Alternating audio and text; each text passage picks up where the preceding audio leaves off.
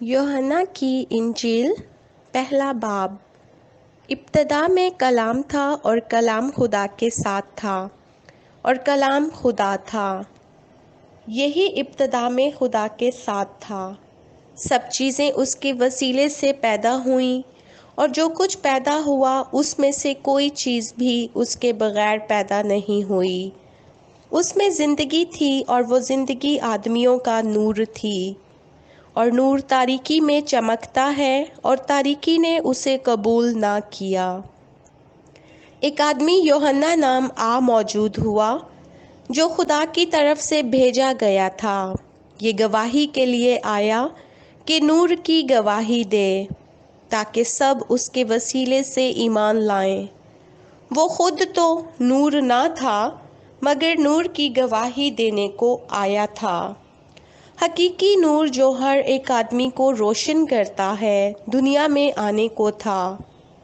وہ دنیا میں تھا اور دنیا اس کے وسیلے سے پیدا ہوئی اور دنیا نے اسے نہ پہچانا۔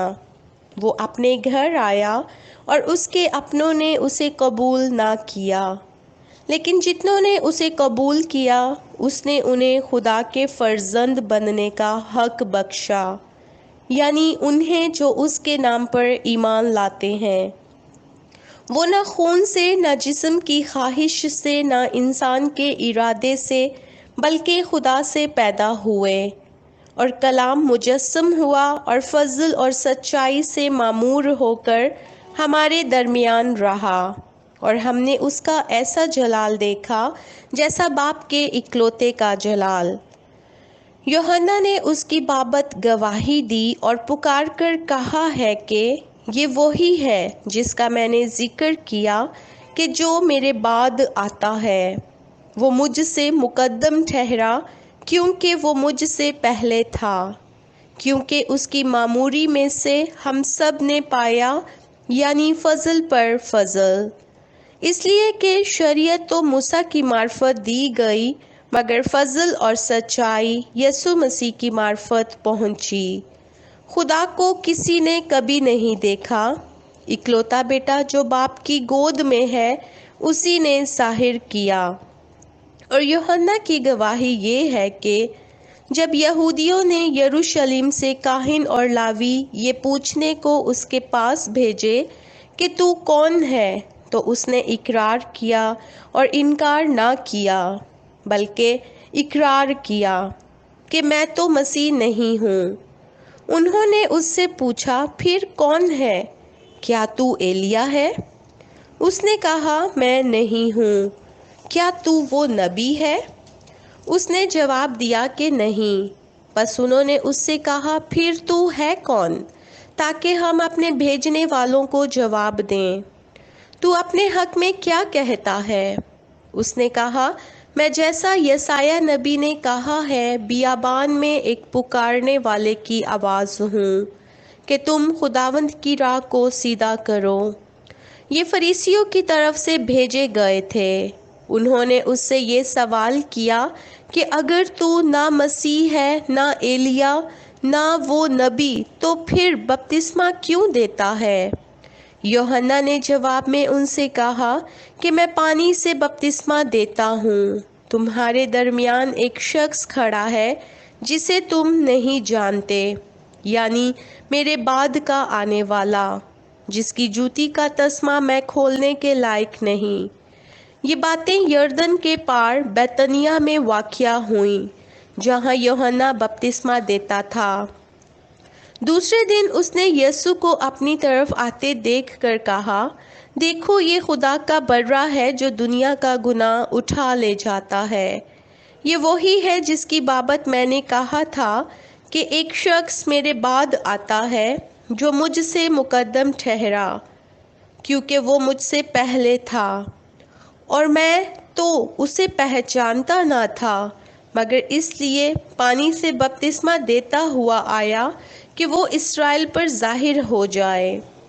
اور یوحنا نے یہ گواہی دی کہ میں نے روح کو کبوتر کی طرح آسمان سے اترتے دیکھا ہے، اور وہ اس پر ٹھہر گیا، اور میں تو اسے پہچانتا نہ تھا، मगर जिसने मुझे पानी से बपतिस्मा देने को भेजा, उसी ने मुझसे कहा कि जिस पर तू रूह को उतरते और ठहरते देखे, वही रूह कुदस से बपतिस्मा देने वाला है।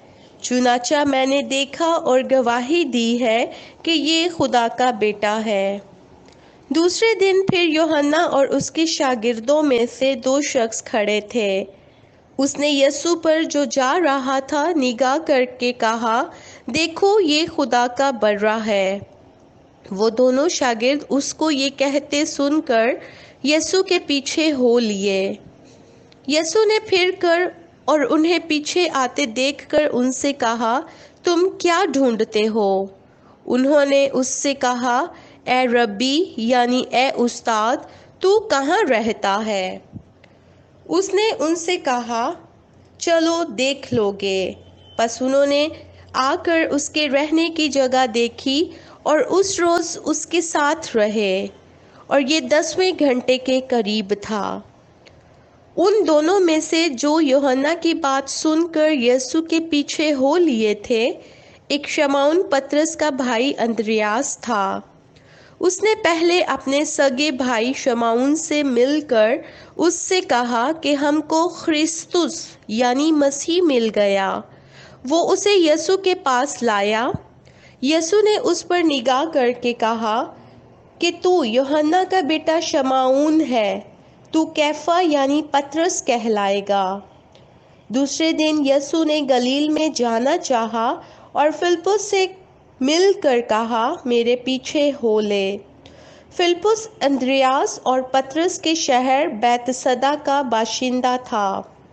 फिलिप्पुस ने नतनएल से मिलकर उससे कहा कि जिसका जिक्र मूसा ने तौरात में और नबियों ने किया है, वो हमको मिल गया। वो यूसुफ का बेटा यीशु नासरी है। नतनएल ने उससे कहा, क्या नासरत से कोई अच्छी चीज़ निकल सकती है? फिलिप्पुस ने कहा, चल कर देख ले। यीशु ने नतनएल को अपनी तरफ आते देखकर उसके हक में कहा, देखो ये फी अल हकीकत इस्राएली है, इसमें मकर नहीं। नतनएल ने उससे कहा, तू मुझे कहाँ से जानता है? यीशु ने उसके जवाब में कहा, इससे पहले कि फिलिप्पुस ने तुझे बुलाया, जब तू अंजीर के दरख्त के नीचे था, मैंने तुझे देखा।